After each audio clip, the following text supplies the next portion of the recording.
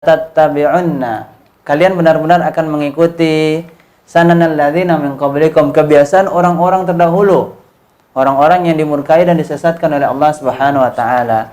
Shibran bi shibrin, dzira'an bi dzira'in, sejengkal demi sejengkal. Jadi ngikutnya nggak banyak-banyak dulu, dikit-dikit, sejengkal, terus kemudian mulai maju, mulai panjang, sehasta per sehasta dan seterusnya.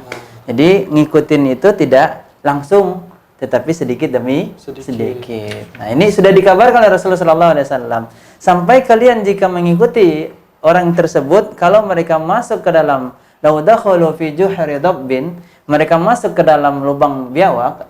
Biawak ini terjemahan di kita saja. Dab itu sebenarnya tidak sama dengan biawak, namun secara zahir fisiknya mungkin hampir sama. Tapi bedanya kalau biawak ini adalah binatang yang diharamkan untuk kita makan. Tetapi kalau dab ini halal.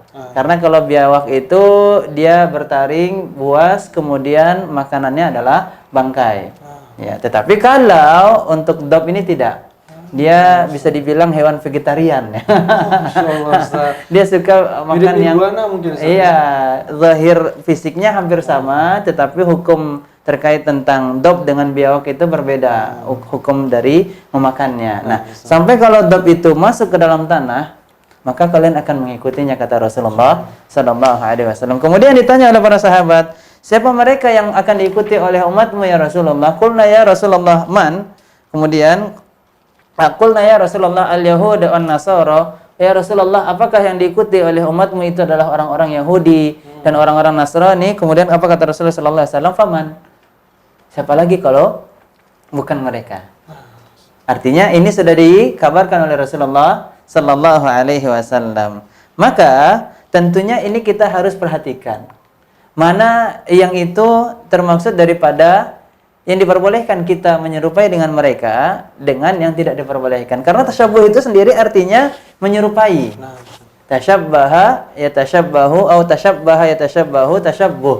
Tasyabbuh itu artinya menyerupai.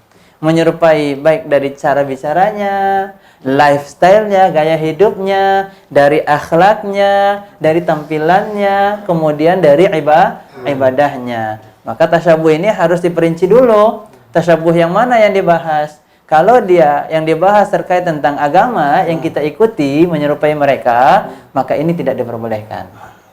Ya, tetapi kalau menyerupai selain daripada agama dan itu tidak menyelisih syariat Islam kita, maka itu boleh-boleh saja. Contoh, kita menggunakan produk-produk yang mereka ciptakan gitu ya kan, yang mereka buat, tetapi selama itu produk adalah produk yang tidak termasuk dari yang diharamkan oleh Allah Subhanahu wa taala, maka itu diperbolehkan. Tetapi kalau itu adalah pakaian, contoh seperti kaos, ini produk mereka mungkin, atau kemeja atau yang lainnya, kalau itu adalah produk pakaian yang tidak menjadi ciri khas ibadah mereka, maka boleh kita pakai. Tetapi kalau itu menjadi ciri khas ibadah mereka, maka kita tidak boleh memakainya. Nah, itu tasyabuh yang dilarang. Jadi kita harus jeli sebagai seorang muslim, pandangannya harus jeli. Dia harus bisa membedakan mana yang dilarang, mana yang tidak dilarang di dalam pandangan syariat. Ingat, larang dan tidak dilarangnya itu bukan dari logika kita, bukan dari akal kita, bukan dari perasaan kita. Jadi menghukumi suatu hukum itu nggak boleh baper. Membawa perasaan. Oh ini boleh nih. Iya, Masya Allah. Oh ini nggak boleh nih. Nah, pakai feeling kira-kira. Iya, nggak boleh pakai feeling.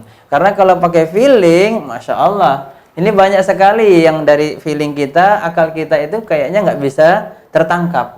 Iya, contoh kalau pakai feeling, mana ada sih orang tua yang tega untuk yang menghukumi anaknya. Contoh Nabi Muhammad SAW beliau mengatakan, "Lau kanat Fatimah," kalau sekiranya Fatimah, putri Nabi Muhammad SAW itu mencuri, laqata'tu yadaha, akan aku potong tangannya. Lihat, ini seorang ayah gitu ya kan, tetapi karena memang hukum Islam seperti itu, kalau mencuri hukumnya adalah dipotong tangannya. Tetapi lihat apa yang disebutkan oleh Rasulullah SAW, menunjukkan bahwasanya tidak bisa kita menghukumi hukum-hukum yang ada di dalam Islam, Al-Quran maupun hadis dengan perasaan kita, dengan akal kita, karena kita semuanya terbatas, dan perasaan akal kita harus mengikuti apa yang telah ditetapkan oleh Allah dan Rasulnya sallallahu alaihi wasallam.